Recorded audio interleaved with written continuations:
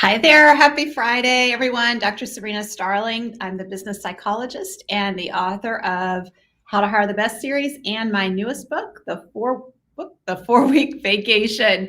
I'm coming to you on this Friday doing another live reading. We have been going through the book chapter by chapter each day at the same time. So we are on chapter 6 today. Chapter 6 is all about take your life back. Before we jump in, if you have not purchased your copy of the 4-Week Vacation yet, it's the entrepreneur's ultimate guide to taking your life back from your business. What are you waiting for? Go get a copy of the book.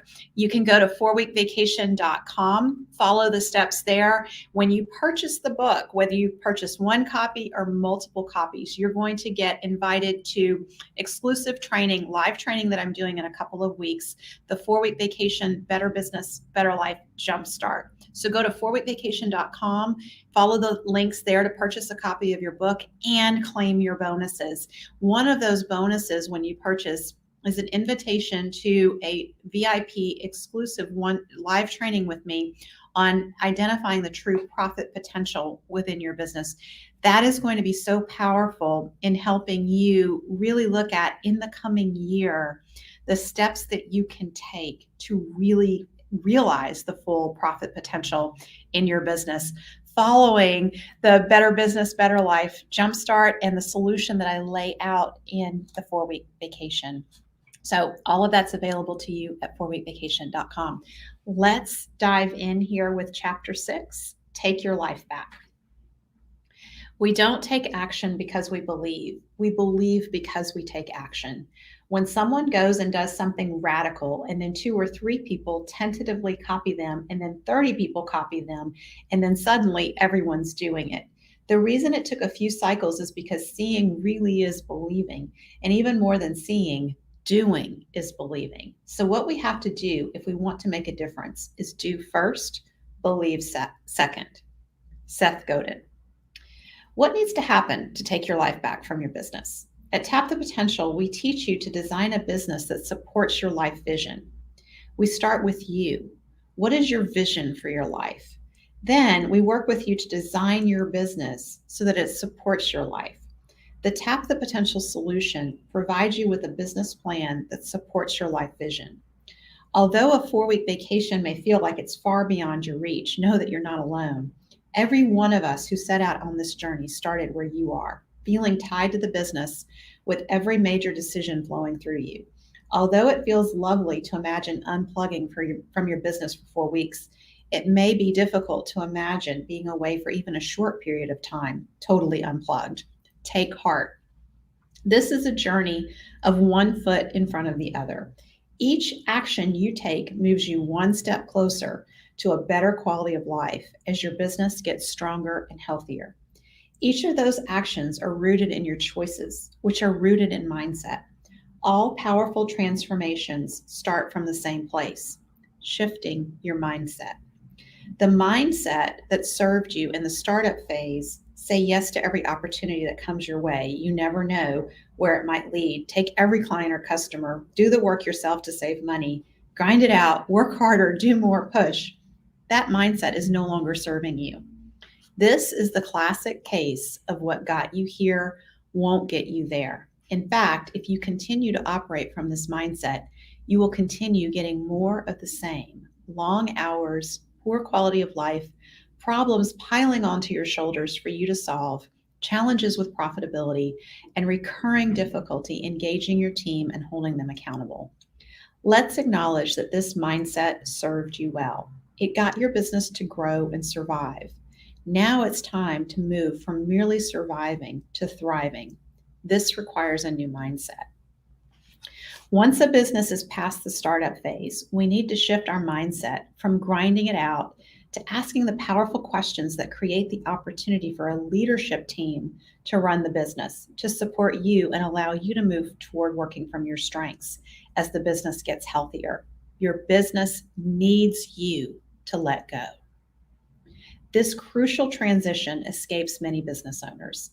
It's not your fault. After all, traditional entrepreneurship celebrates the grind. We are here to change that. If you're reading this because your business has taken over your life, it's quite possible you are in a codependent relationship with your business.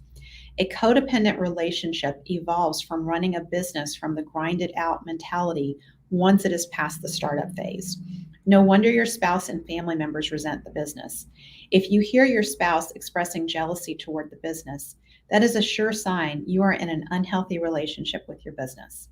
Likewise, if you experience jealousy when your family enjoys downtime, it's a sure sign you are in an unhealthy relationship with your business. Imagine your business as a child. In the startup phase, our business is very much like a baby. It depends on us for everything. We get used to taking care of everything for our business. We do just what is needed. Yet at some point, our businesses, like our children, have to grow up, and we need to shift how we relate. Would you rock your teenager to sleep at night? It's a crazy image, isn't it? Yet most of us have businesses that developmentally should have entered adolescence long ago. Nonetheless, here we are, rocking our teenage businesses to sleep every night, acting as if the business's very survival depends upon us. Consequently, we are teaching our business and everyone involved in it how to treat us, like the parent of a 3-year-old who needs us to do all the thinking, in addition to all the cooking, feeding, and constant prompting to clean up after themselves. Just like we do with our children, we have to get out of the way and let our businesses grow up. The way in which we relate to our business is the first thing that has to change in order to have a business that gives us our life back. If you continue to act as if your business needs you to survive, it will. We teach people how to treat us. How we show up in our business, how we communicate to each person involved in our business, and the choices we make daily communicate how we perceive our business. At the root is our mindset. Our mindset is the first thing we have to change. The 4-week vacation mindset. Remember George when he was lonely and zoned out in front of the TV? Then one day something happens. On his 5-minute lunch break between jobs, George walks into the convenience store to grab some chips, and just ahead of him in line is a guy wearing a t-shirt with this big yellow splash on the back that screams at him, 4-week vacation. Work supports life, not the other way around. George's first thought, yeah, right, I wish. Then something shifts inside. George gets curious. What does this guy know that he doesn't know? As the guy pays for his soda and turns to walk out, George stops him. Hey, can I ask you something? He says. What's the deal with your shirt? To a 4-week vacation, what's that about? The man explains he's made a pledge. He's taken the 4-week vacation pledge to make his business more sustainable. He's done with the grind. At first, I didn't believe it was possible, but then a few of my friends did it, then a few more, and then I realized for years I've been buying into a set of dysfunctional beliefs about entrepreneurship. I realized there are tools and systems I could learn. Once I made the commitment to making it happen, it happened. All of a sudden, I started thinking about my business in a new way, but these weren't thoughts, these were questions. When it comes down to it, a 4-week vacation is a critical mindset shift. I call it the 4-week vacation mindset. It's a mindset of asking powerful questions. For example, if your first thought in reaction to me asking you, can you take a 4-week vacation, is, I could never do that, then you have the opportunity to replace that self-limiting thought with a powerful question.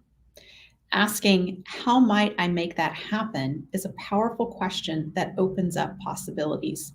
It opens up thinking. It opens awareness to opportunities that might be right in front of you. Instead of thinking, I don't know, ask, who might I learn from? Instead of thinking, it won't get done if I'm not there, ask, how does this get done without me?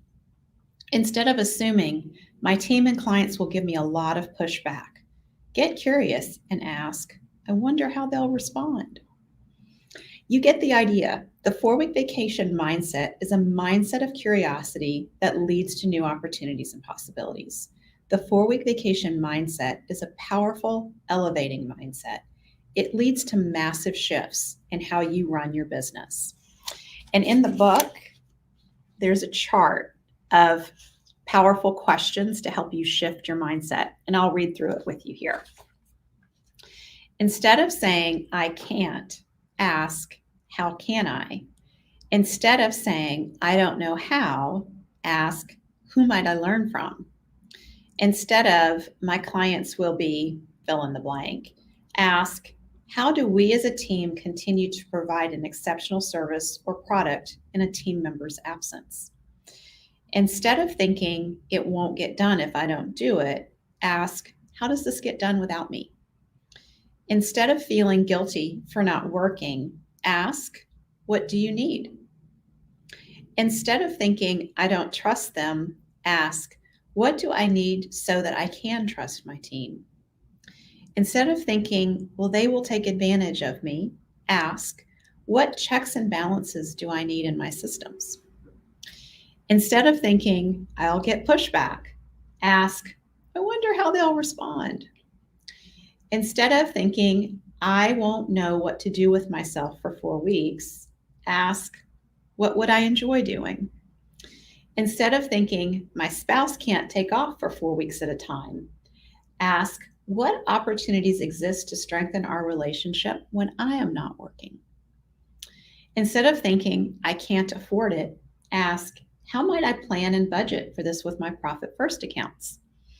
Instead of thinking, I don't deserve it, ask, what makes me worthy of this? Instead of thinking, I failed, ask, what adjustments might I make so that I succeed in the future?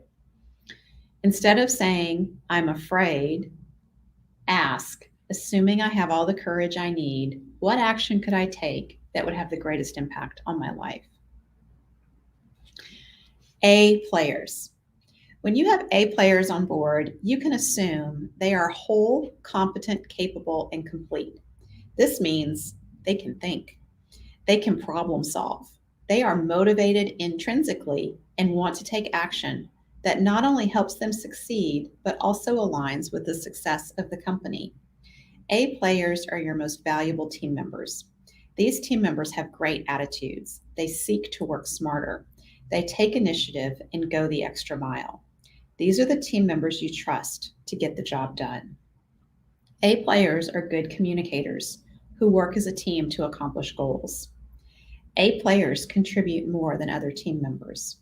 A players are resourceful and will get over, around, and through barriers to success. One A player typically does the equivalent of 9 C players or 12 D players. It's well worth the investment of your time and energy to make sure you have A players in place as you take your life back from your business. If you struggle to hire A players, rest assured you are not alone. This is a challenge for most small business owners. That's why I dug into this challenge, found solutions, and wrote How to Hire the Best, the entrepreneur's ultimate guide to attracting top performing team members. That's this book right here. The Hire the Best system works. So let's presume that if hiring A players has been a challenge for you until now, you are now aware of a significant resource that will help you overcome that challenge. Going forward, you will be hiring and building your team of A players who are whole, competent, capable, and complete. And the good news for you is the Tap the Potential solution is based on having a lean and mighty team. Running your business with fewer team members who get more done because they are A players makes your life a lot easier. You've got this. Onward. Your team members think, they problem solve, they want your company to succeed, and they want to contribute to that success. Let that vision sink in. How does thinking about your team in that way shift how you relate to them? If you're like most of us, it opens possibilities. It changes the conversations you are having in your head and with your team. You can ask them for their ideas for solving problems. You no longer have to make every decision on your own. You have thinking partners.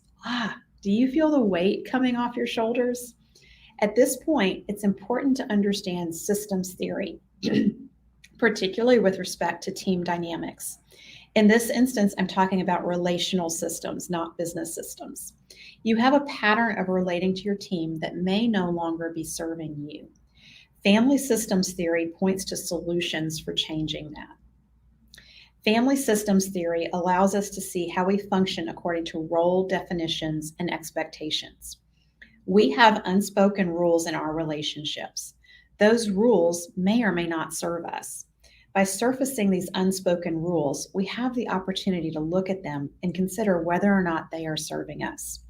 If they do not serve us, we can exchange them for ways of interacting that are more effective and healthier for all involved. Because relationships are a system, when one person in the system changes, it causes the other person to behave differently. It disrupts a pattern. We spend a lot of time with those on our teams. Many entrepreneurs and team members describe their teams like family. Hopefully, it's a healthy family. Sorry, getting tongue tied. Hopefully, it's a healthy family free of dysfunction. Yet, if your family is anything like most families, there is at least some dysfunction that has crept in. This is where some understanding of family systems theory can help us see opportunities to interact as a healthy family.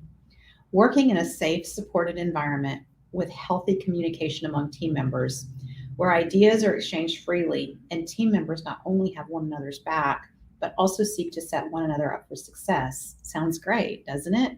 It is. You can have this too. There is one relational pattern that occurs more frequently than not in small businesses: overfunctioning and underfunctioning. If you're talking more than listening, you're overfunctioning. If you talk more than anyone else in a meeting, you are overfunctioning. If you are solving the problems and if every decision flows through you, you are overfunctioning.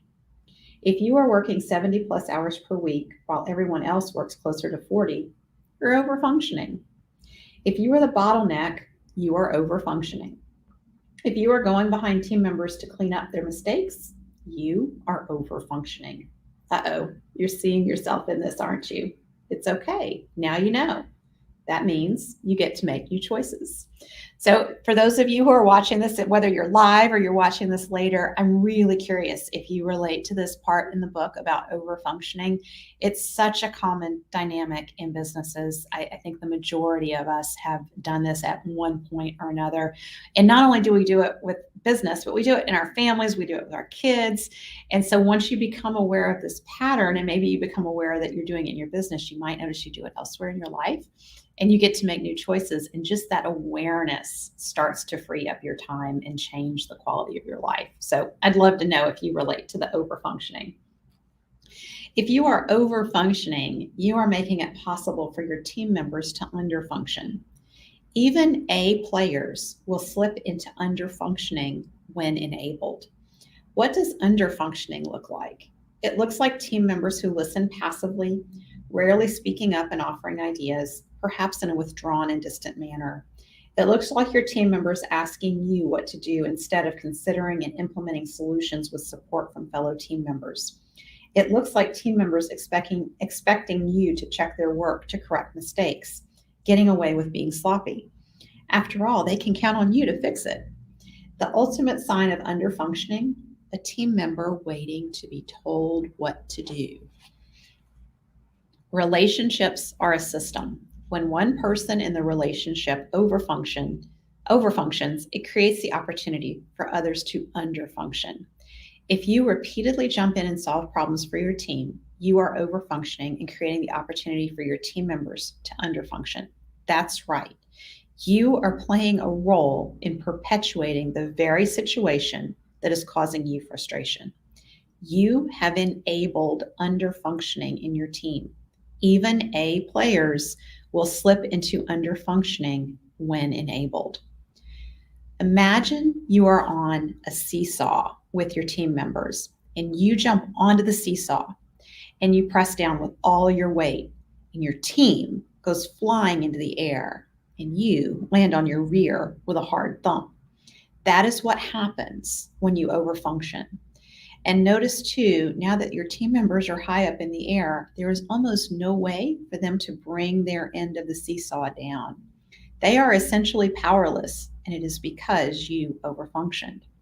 You have a choice. You can gently rise and allow the seesaw to balance, which creates balance in the relationship.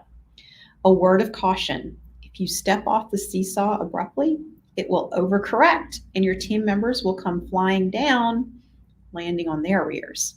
None of us like landing on our rear. On behalf of your team, I implore you to make thoughtful choices about how you will balance the seesaw going forward. The beauty of understanding family systems theory is it allows you to understand that to bring about change in the team dynamic, you simply need to change your behavior. I think that's the best thing because we're all in complete control of our own behavior. When you show up differently in your relationships, others respond differently. You balance the seesaw simply by changing your approach.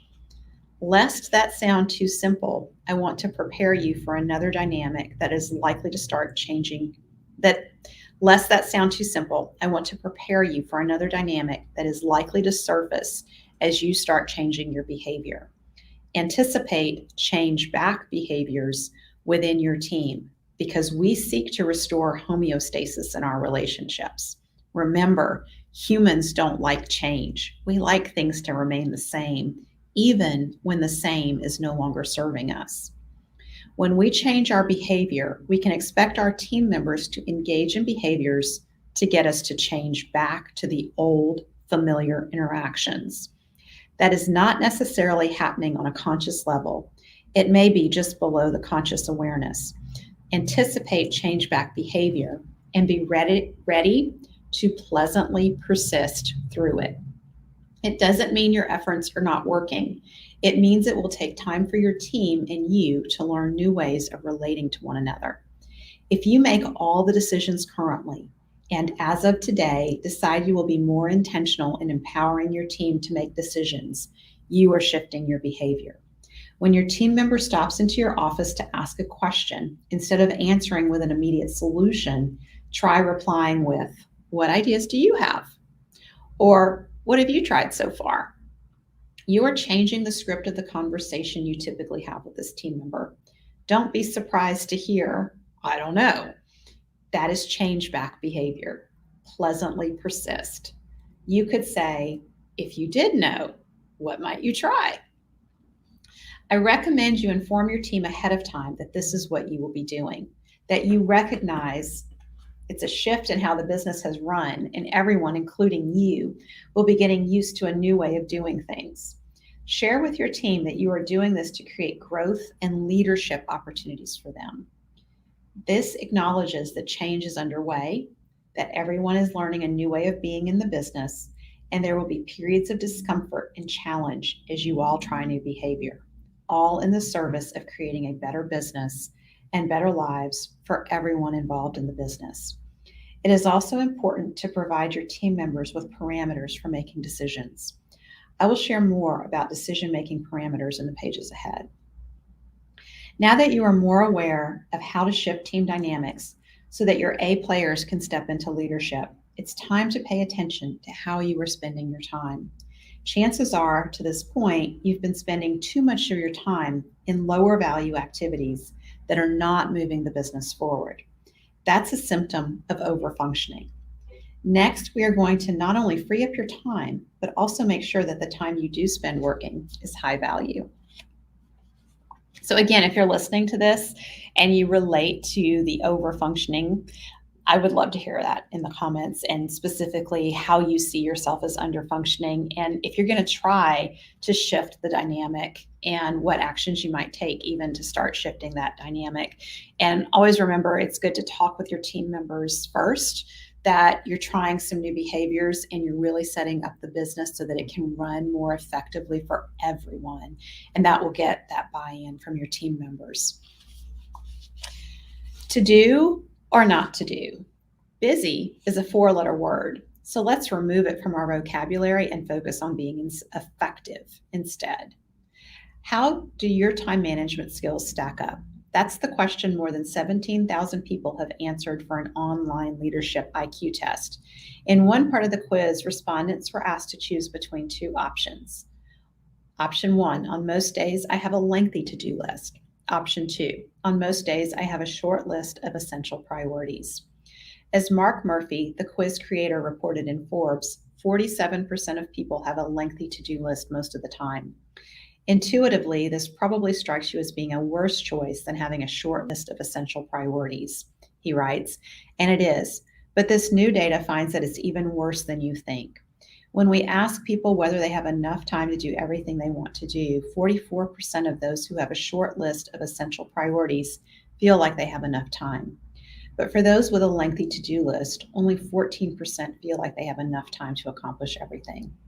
In other words, if you have a short list of essential priorities, you're about 3 times more likely to have enough time to accomplish everything. When we have a short list of value essential priorities, Murphy explains, we're far more likely to prioritize our time around accomplishing big, important tasks. That's what I call $10,000 an hour activities. What is the most valuable use of your time? Chances are you are spending a lot of your time working in the business, engaging in activities that contribute little to the value of the business with respect to increasing profitability and overall value. If you're like many business owners before they encounter the 4-week vacation mindset, you are spending the majority of your time engaging in tasks that are worth anywhere from $10 an hour to $100 an hour for the business. Occasionally, you may engage in a task worth $500 an hour. Would you believe me if I told you that shifting to the 4-week vacation mindset actually sets the stage for you to make your time worth $10,000 an hour? You can. Let me explain. As an entrepreneur, every hour you spend working on your business can be worth $10,000 an hour if you know where and how to focus your attention. So many of us are so busy working in the business, we're not working on the business. We need to focus on the high value activities to experience a significant return on the investment of our time in the business. At the start of each week, ask yourself, if I get nothing else done this week, what's the one thing I can do so that everything else will be easier or unnecessary?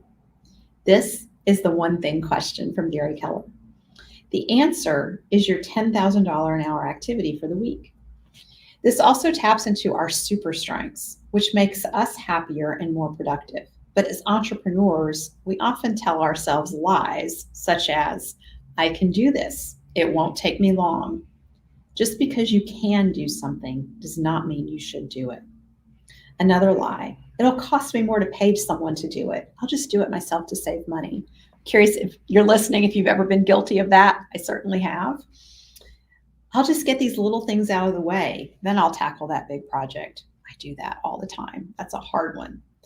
It takes too much time to delegate. It's faster if I just do it myself. Anybody relating to that one? Post in the comments. I want to see. When you know that your focus on higher value activities in the business generates $10,000 an hour worth of value, it becomes harder to justify doing it yourself to save time or money. Yes, you might say $500 or $5,000, but what value are you not creating in the business by spending your time on these lower value activities? I want to read that question again. It's a big one. What value are you not creating in the business by spending your time on these lower value activities? What makes something a $10,000 an hour activity? $10,000 an hour activities fall into one or more of the following categories: mindset, strategy, systems, or people. A $10,000 an hour activity brings about massive shifts that leapfrog our thinking, our mindset forward, or it's learning a new, more effective strategy that leapfrogs our business forward. In fact, we can have a $10,000 an hour minute. These are the bolt from the blue moments that come from nowhere. By the way, these rarely happen when we're sitting at our desks, hence the value of the time away from the business. Ultimately, it's all about the value of the result of the activity, especially when it's a system that produces powerful results repeatedly over time and a business that can run without you. Take a look at the chart of $10,000 an hour activities. So this is the chart right here. We have a download of this chart, and I'm going to post the link in the comments so you can quickly go and download it for yourself.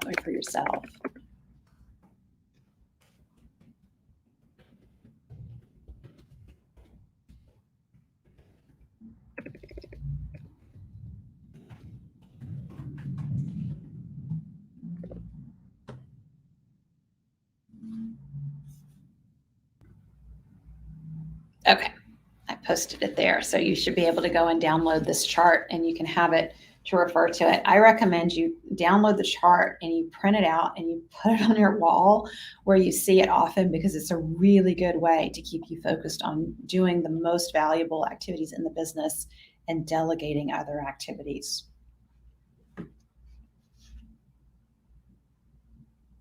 In the $10 and $100 activities range is where all the urgent tasks that demand your attention fall, such as filling in for an absent team member or responding to a customer complaint.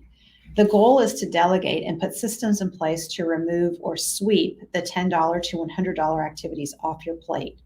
Initially, that will mean you replace those activities with those that are in the $100 to $1,000 range, such as negotiating with a qualified sales prospect or reviewing financial statements.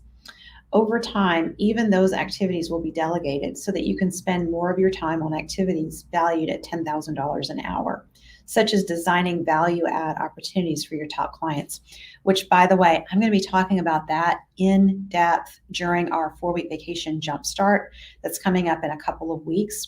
So to get your invitation to that jumpstart, get your copy of 4-week vacation at 4weekvacation.com and follow the steps there to let us know that you purchased the book, and then you'll get the invitation to that jumpstart. So when you're designing value add opportunities for your top clients, that's a $10,000 an hour activity. Remember, it's not about how much you work, it's about how effective you are. The value of the activity comes from its ability to help your company grow and scale with respect to the value being delivered and the profit generated.